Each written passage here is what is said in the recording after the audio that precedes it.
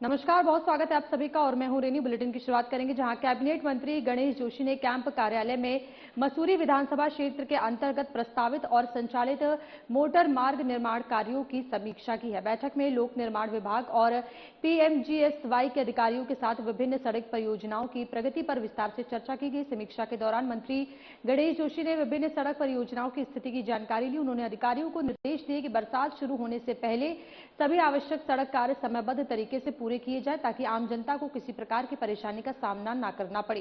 Cabinet मंत्री ने स्पष्ट निर्देश दिए कि यदि किसी परियोजना में ठेकेदार कार्य नहीं कर रहा है तो उसका अनुबंध समाप्त कर नियमानुसार किसी अन्य एजेंसी से कार्य कराया जाए। उन्होंने कहा कि विकास कार्यों में किसी भी प्रकार की लापरवाही बर्दाश्त नहीं की जाएगी।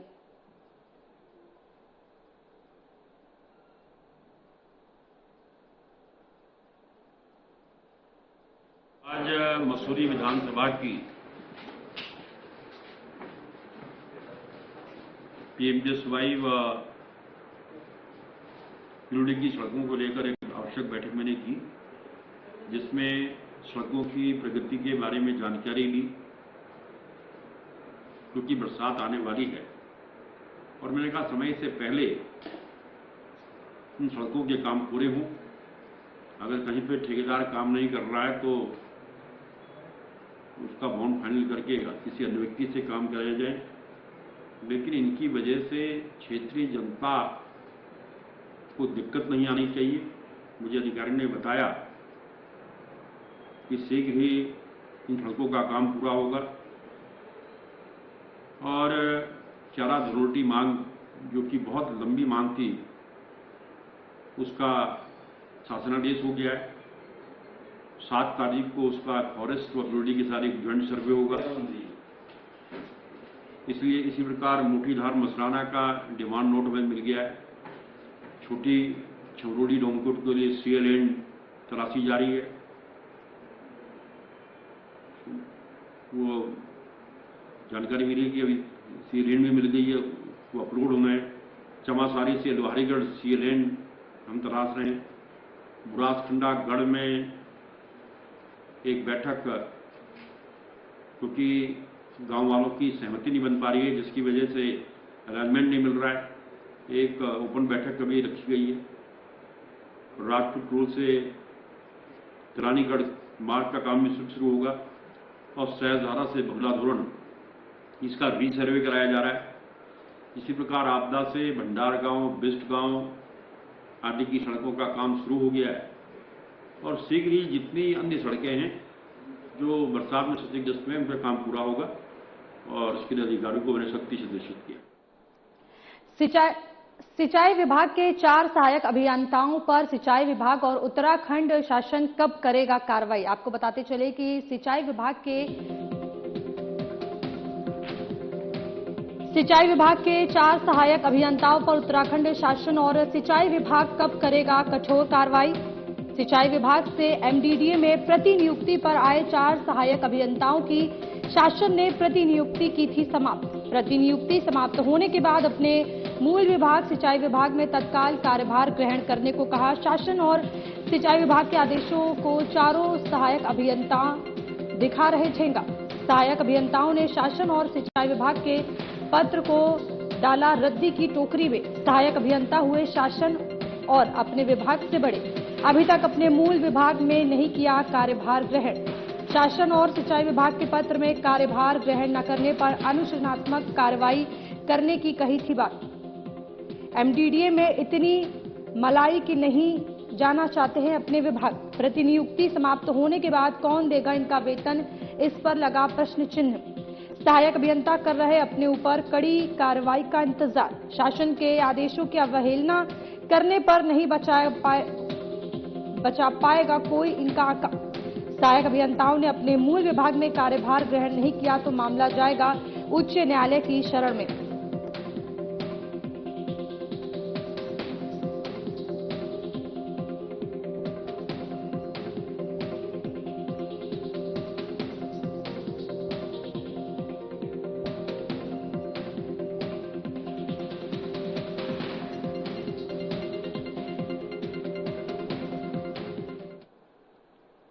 और चलिए खबरों में आगे बढ़ेंगे, जहां मुनि की रेती कौड़ियाला इको टूरिज्म जोन के अंतर्गत गंगा में संचालित होने वाली रोमांचक राफ्टिंग का आनंद अब पर्यटक नहीं उठा पाएंगे। हर साल की तरह इस साल भी राफ्टिंग सत्र अपने निर्धारित समय 30 जून को समाप्त हो गया है और आज से इस पर पूरी तरह रोक लगा दी गई है। मानसून की दस्तक के साथ ही गंगा का जलस्तर लगातार बढ़ रहा है। हालांकि पर्यटन विभाग की उम्मीदों के मुताबिक इस बार राफ्टिंग अपने तय समय यानी 30 जून तक सफलतापूर्वक संचालित हो सकी। पिछले साल 2025 की बात करें तो गंगा के डेंजर जोन के करीब पहुंचने के कारण राफ्टिंग को समय से पहले यानी 24 जून को ही बंद करना पड़ा था। सत्र के अंतिम दिनों में पर्यटकों की सुरक्षा को लेकर पर्यटन विभाग बेहद सतर्क नजर आया। जिला पर्यटन अधिकारी जसपाल चौहान ने बताया कि मानसून सीजन की समाप्ति और जल स्तर सामान्य होने के बाद आगामी सितंबर महीने में नए राफ्टिंग सत्र की शुरुआत की जाएगी। तब तक के लिए गंगा की लहरों पर पर्यटकों का ये रोमांचक सफर थम गया है।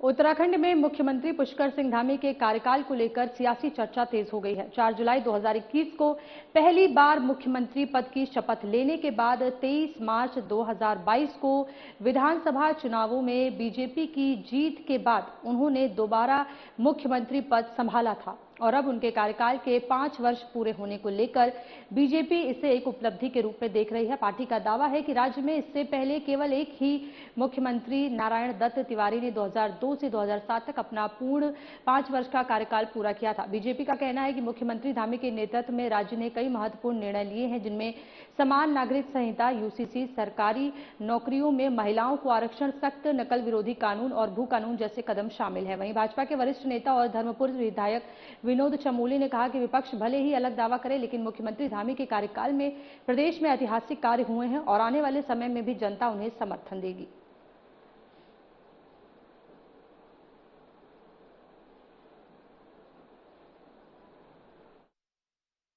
तो वही है कि सोचते हैं कि धामी जी पूरे 5 साल तक मुख्यमंत्री नहीं रहे। अभी तो एनडी तिवारी जी का 5 साल का रिकॉर्ड तोड़ा है। अभी तो चुनाव फरवरी में है ना, तो धामी जी हमारे मुख्यमंत्री हैं, तो वो भी रिकॉर्ड तोड़ेंगे। 5 साल के बाद भी अतिरिक्त वो मुख्यमंत्री रहे, तो वो तो तिवारी जी को अवसर नहीं मिला।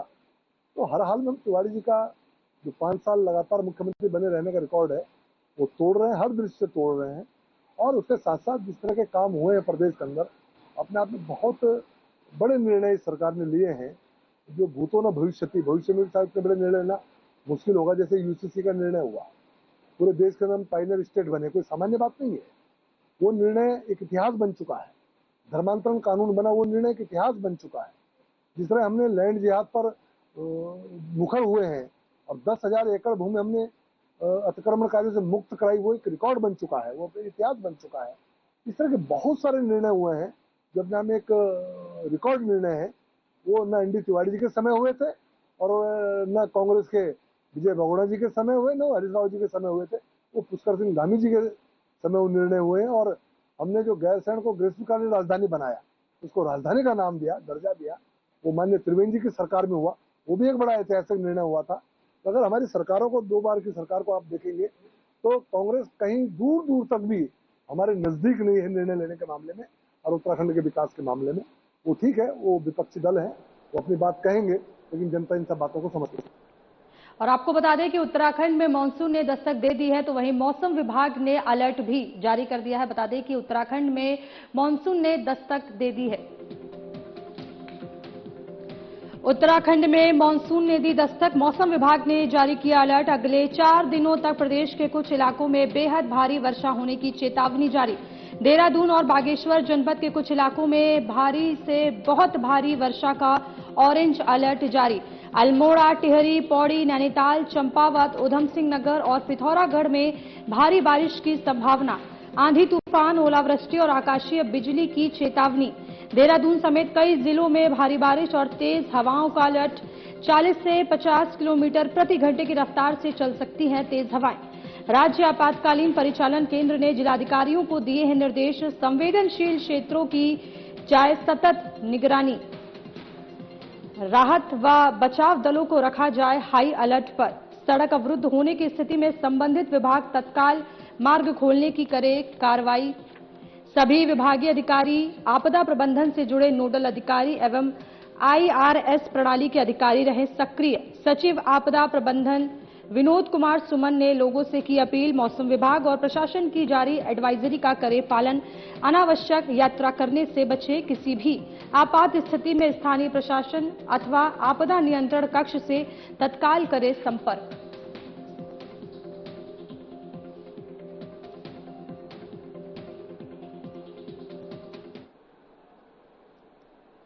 उत्तराखंड में 4 जुलाई से सरकार जनता के द्वार कार्यक्रम के दूसरे चरण की शुरुआत होने जा रही है। बीजेपी प्रदेश अध्यक्ष महेंद्र भट्ट ने जानकारी दी है कि इस अभियान की शुरुआत 4 जुलाई से की जाएगी। आपको बता दें कि 4 जुलाई को मुख्यमंत्री पुष्कर सिंह धामी के कार्यकाल के 5 वर्ष पूरे होने जा रहे हैं, जिसको लेकर बीजेपी ने प्लान तैयार किया है। बीजेपी प्रदेश अध्यक्ष महेंद्र भट्ट का कहना है कि मुख्यमंत्री पुष्कर सिंह धामी के 5 साल का कार्यकाल 4 जुलाई को पूरा होगा, लेकिन सरकार अपना कार्यक्रम पहले से तय करती है और एक बार फिर जनता के द्वार जाने का कार्यक्रम की शुरुआत की जाएगी।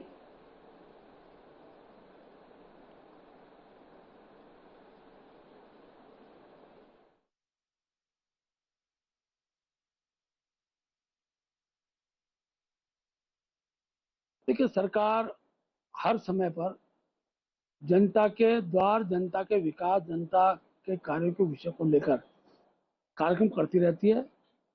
हमने पहले भी ये कार्यक्रम लिए थे, इसका दूसरा चरण अभी हम कर रहे हैं और तीसरा चरण भी इसका हम भविष्य में करेंगे।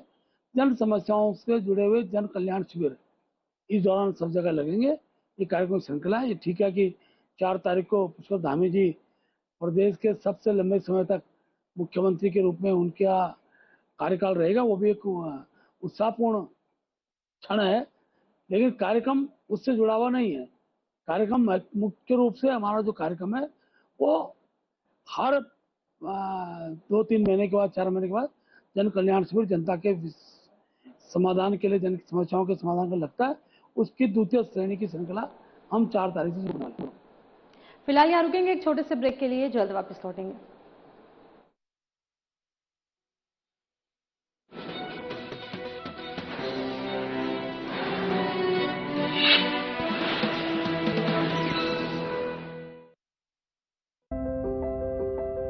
Schools, infinite possibilities.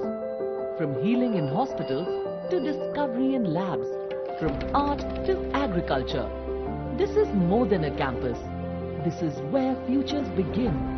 Shri Guru Ram Rai University, where dreams take flight. Admission open for 2026.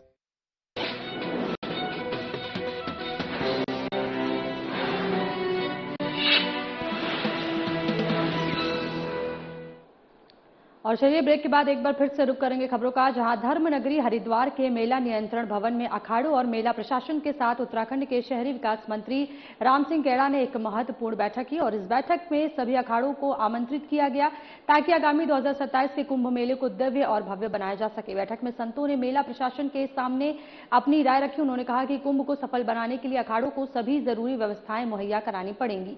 वहीं बैरागी अखाड़ों ने हरिद्वार में अपने स्थायी निर्माण के लिए जगह देने की मांग उठाई। कैबिनेट मंत्री राम सिंह केड़ा ने भरोसा जताते हुए कहा कि संतों के आशीर्वाद से कुंभ बेहद दिव्य और भव्य होगा। बैठक में सभी संतों के न पहुंच पाने के सवाल पर उन्होंने स्पष्ट किया कि सभी से बातचीत हो चुकी है और वे सब एक साथ मिलकर कुंभ की शोभा बढ़ाएंगे। वहीं अखाड़ा परिषद के अध्यक्ष महंत रविंद्र पुरी ने बताया कि मेला प्रशासन के साथ समय समय पर ऐसी बैठकें होती रहती हैं ताकि कुंभ को एक भव्य रूप दिया जा सके।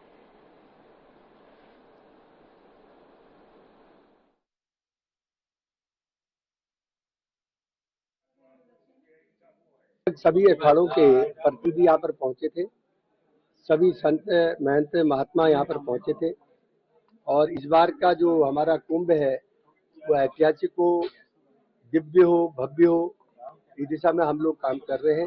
निश्चित रूप से सभी का आशीर्वाद हमको है और माननीय पुष्कर धामी जी के नेतृत्व में इस बार का कुंभ ऐतिहासिक होगा और दिव्य होगा, भव्य होगा और इसी उद्देश्य से आज यहाँ पर सभी पूजनीय अखाड़ों के जितने भी के साथ एक सार्थक बैठक हुई और सभी का सहयोग, सभी का आशीर्वाद हमको मिल रहा है और निश्चित रूप से हम चाहते हैं कि हमारे लोग पर पहुंचेंगे उनको सभी प्रकार की सुविधा मिले, उनको पार्किंग की असुविधा न हो, उनको दूसरी प्रकार की समस्या न हो और बिजली की समस्या न हो, पानी की समस्या न हो न हो, इस महंतों के साथ यहाँ पर बैठक हुई और सभी अखाड़ों के प्रतिनिधि लगभग यहाँ पर पहुंचे थे। तो उसको दिव्य भव्य बनाने के लिए और दूसरी जो मेन बात थी, वैष्णव अखाड़ों को जमीन आवंटन किया जाए, इसके लिए मुख्य मांग हम लोगों ने रखा था। और माननीय मंत्री जी क्योंकि पहली बार ही आए हैं और उन्होंने सबका परिचय भी हो गया, उन्होंने आश्वस्त किया है, इस पर हम कार्रवाई कर रहे हैं। और अखाड़ों की जो मांग है वो लिखित रूप में प्रशासन को हम लोगों ने किया है। कोई विषय नहीं, और सब शामिल होंगे। तो बहुत से लोग अपने किसी कारणवश बाहर हैं, इसलिए वो नहीं आए, और वो सब हमारे भाई हैं, किसी का कोई वैमनस्य नहीं है, सब आपस में एक है, बिल्कुल एक साथ में रहेंगे। पावन भूमि में यह तीसरी जो बैठक हुई है आदरणीय प्रभारी मंत्री जी की देखरेख में, तो हम गंगा माई से कामना करते हैं और प्रार्थना करते हैं कि देश दुनिया से जो है लोग यह भव्य और दिव्य कुंभ मेला में आए, ज्यादा से ज्यादा आवे। आदरणीय मुख्यमंत्री, शहरी विकास मंत्री और पूरा मेला प्रशासन पूरा राममय है, और जो है आदरणीय प्रधानमंत्री जी के देखरेख में भारत ही नहीं पर पूरी दुनिया में सनातन की जय जयकार हो रही है। तो आने वाला कुंभ मेला में जो है ज्यादा से ज्यादा आवे और साधु संत भी जो है इसमें जुड़ेंगे और सबको जो है सुविधाएं मिलेगी और जो है सबका कल्याण हो, सबका जो है जैसे कि मोदी जी का नारा है कि सबका साथ सबका विकास। तो जो है यहाँ जो भी कुंभ मेले में आएगा, गंगा में डुबकी लगाएगा, उसके जो है 7 पीढ़ी का जो है कल्याण। इसमें देखिए 8 अखाड़े यहाँ फुल बहुमत में थे। अखिल भारतीय नया अखाड़ा परिषद का नया गठन हुआ है और हम लोग बहुमत में हैं, और आगे भी जो भी अखाड़े हैं वो सब जो है धीरे धीरे यह अखाड़ा। उत्तराखंड में मानसून दस्तक दे चुका है। मानसून को लेकर एक ओर जहां राज्य सरकार अलर्ट मोड पर दिखाई दे रही है, वहीं कांग्रेस प्रदेश उपाध्यक्ष सूर्यकांत धस्माना ने मानसून को लेकर राज्य सरकार की तैयारियों पर सवाल उठाए हैं। उन्होंने कहा कि जुलाई, अगस्त और सितंबर तीनों महीने संवेदनशील हैं, क्योंकि इसी समय बादल फटने, भूस्खलन और चट्टाने गिरने की घटनाएं बढ़ती हैं। धस्माना ने आरोप लगाया कि ऑल वेदर रोड के नाम पर तबाही हुई है, जो सरकार ने से संभल नहीं रही है, और हर साल मानसून से पहले सरकार तैयारी के दावे करती है, लेकिन आधे घंटे की बारिश से ही सारी पोल खुल जाती है। अकेले राजधानी देहरादून में ही Rajpur road, GMS road, Saharanpur road समेत सभी प्रमुख सड़कों पर जलभराव हो जाता है। उन्होंने कहा कि स्मार्ट सिटी के नाम पर 1,500 करोड़ खर्च हुए, लेकिन ड्रेनेज प्लान नहीं बना। आज तक पानी निकासी का कोई इंतजाम नहीं है। धस्माना ने कहा कि वह 2-3 दिन से देहरादून की सड़कों की बदहाली को लाइव दिखाएंगे, ताकि जनता को पता चल सके कि आने वाला समय कितना चुनौतीपूर्ण रहने वाला है।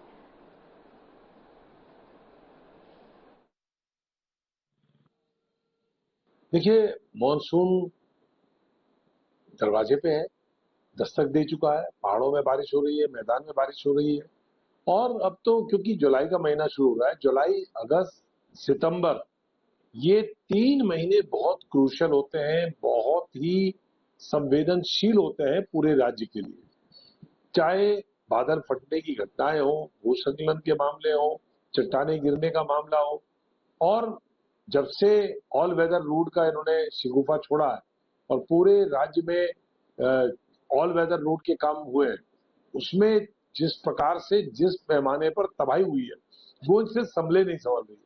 हर बार मानसून आने पर, मानसून आने से पहले सरकार राग अलापना शुरू कर रही है कि साहब हम तैयारी कर रहे हैं, मानसून में किसी भी प्रकार से आपदा की तैयारी, आपदा से निपटने की तैयारी, बारिश की तैयारी, बाढ़ की तैयारी, ये सारे दावे सरकार करती है। लेकिन अभी तो दस्तक दी है मानसून ने। देहरादून जो राजधानी है, ये तो आप लिफाफे से उसके अंदर का मजलूम पेशाब सकते हैं। राजधानी देहरादून, अभी एक बारिश हुई है, आधा घंटा, 1 घंटा, 2 घंटा, इससे ज्यादा रेगुलर बारिश नहीं हुई, लेकिन जैसे ही आधा घंटा बारिश होती है, पूरा शहर लबालब हो जाता है, सड़कें पानी से भर जाती हैं। पूरे देहरादून के अंदर वाटर लॉगिंग का ये इतना हालत खराब है कि पूरे शहर के अंदर कोई मुख्य मार्ग, आप अंदर आंतरिक सड़कों की बात छोड़ दीजिए, आप गली मोहल्लों की बात छोड़ दीजिए, आप बस्तियों की बात छोड़ दीजिए, देहरादून की जो प्रमुख सड़कें हैं, Rajpur road, Subhash road, EC road, cantt road, GMS road, Saharanpur road, ये सारी सड़कों में पानी का सैलाब आ जाता है और सरकार पे कोई। उत्तराखंड एसटीएफ की रडार पर अब वह राष्ट्रीय और अंतर्राष्ट्रीय गिरोह के गुनहगार हैं जो देश विरोधी गतिविधियों में सम्मिलित हैं और विभिन्न माध्यमों से उत्तराखंड में अपने षड्यंत्रों की जमीन तलाश रहे हैं।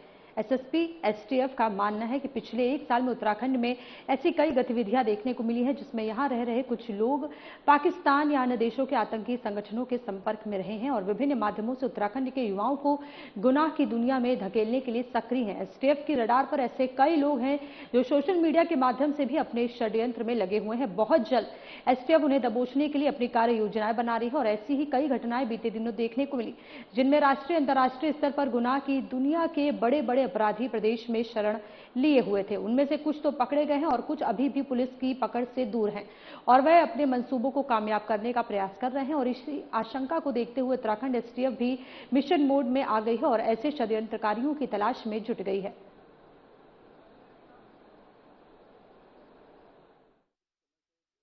साल से देखा गया, खासकर ट्रेंड 6-7 महीने से देखा गया कि सोशल मीडिया प्लेटफॉर्म्स पर खासकर जो ट्रांस बॉर्डर पाकिस्तान या अन्य कंट्रीज से काफ़ी लोग दूसरी आईडीज बनाकर यहाँ के जो युवा हैं उनको कहीं ना कहीं दिग्भ्रमित करते हैं या कहीं ऐसी भावनाओं का प्रयोग करके ऐसी न्यूज़ डालकर कहीं ना कहीं उनको ब्रेन वॉश करते हैं और इस तरह के ग्रुप्स देखा गया है कि जो युवा जुड़ जाते हैं और वो किसी न किसी जो है देश विरोधी गतिविधियों में उनके कहने पर शामिल होने की संभावना रहती है। देश में भी विभिन्न प्रांतों में भी ऐसी अलग अलग कार्रवाई की गई। उत्तराखंड में भी 2 जगह देहरादून में और उधम सिंह नगर से ऐसे 2 लोग पकड़े गए जो कहीं ना कहीं जो बाहर से जो ऑपरेट कर रहे थे हैंडलर्स, उनके माध्यम से वो उनसे बात कर रहे थे और कुछ गोपनीय इन्फॉर्मेशन या धर्म विरोधी या ऐसी चीज़ें जो देश विरोधी जो बातें हैं उनके उसके चैट्स में पाई गई थी और उसके बाद जब वो एविडेंस के आधार पर ये 2 लोग गिरफ्तार हुए थे। तो सोशल मीडिया में मॉनिटरिंग लगातार ऐसे लोग की जा रही है जो कहीं ना कहीं इस तरह की अवांछनीय गतिविधि में संलिप्त हों या कहीं ट्रांस बॉर्डर किसी ग्रुप से कनेक्टेड है और देश विरोधी गतिविधियों में शामिल होने की संभावना है, उनकी भी लगातार मॉनिटरिंग की जाए। रोटरी क्लब ऋषिकेश ने अपने नए कार्यकाल सत्र 2026-27 का शानदार आगाज किया है। अन्नपूर्णा दिवस के अवसर पर क्लब ने तीर्थ नगरी के त्रिवेणी घाट पर विशाल अन्न वितरण कार्यक्रम का आयोजन किया और इस सेवा कार्य में मुख्य अतिथि के रूप में ऋषिकेश के महापौर शंभू पासवान ने शिरकत की। कार्यक्रम के दौरान क्षेत्र में लगातार हो रही तेज बारिश के बावजूद रोटरी क्लब के सदस्यों का उत्साह देखते ही बनता रहा।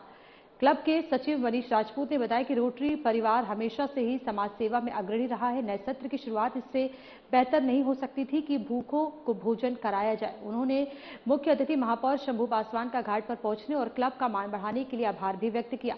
महापौर ने रोटरी क्लब के इस सेवा भाव की जमकर सराहना की और इस दौरान उन्होंने कहा कि आज अन्नपूर्णा दिवस के अवसर पर रोटरी क्लब ऋषिकेश की ओर से भोजन वितरण का जो ये पुनीत कार्य किया जा रहा है वह बेहद सराहनीय है और सबसे बड़ी बात यह है कि बाहर तेज बरसात हो रही है लेकिन इस मौसम में भी पूरे जुनून और समर्पण के साथ रोटरी परिवार के सदस्य त्रिवेणी घाट पर डटे हुए हैं। कोतवाली ऋषिकेश पुलिस ने वाहन चोरी का खुलासा करते हुए 2 सगे भाइयों को गिरफ्तार किया है और उनके कब्जे से चोरी की गई सफेद रंग की स्कूटी भी बरामद कर ली गई है। मामले का खुलासा करते हुए कोतवाल यशपाल सिंह बिष्ट ने बताया कि 29 जून को आईडीपीएल निवासी पुनीत बजाज की दुकान के बाहर से स्कूटी चोरी हुई थी जिसकी रिपोर्ट कोतवाली ऋषिकेश में दर्ज कराई गई थी और आज चेकिंग के दौरान पुलिस ने मंडी तिराहा सिटी गेट के पास संदिग्ध अवस्था में स्कूटी ले जा रहे 2 आरोपियों को दबोचा है। पकड़े गए आरोपियों की पहचान विस्थापित कॉलोनी निवासी रवि और कृष ठाकुर के रूप में हुई है। पूछताछ में आरोपियों ने कबूल किया कि वे नशे के आदी हैं और अपनी नशे की जरूरतों को पूरा करने के लिए उन्होंने स्कूटी चोरी की थी। और इस बुलेटिन में फिलहाल इतना ही। देश और दुनिया की तमाम बड़ी खबरों के लिए बने रहिए हमारे साथ। नमस्कार।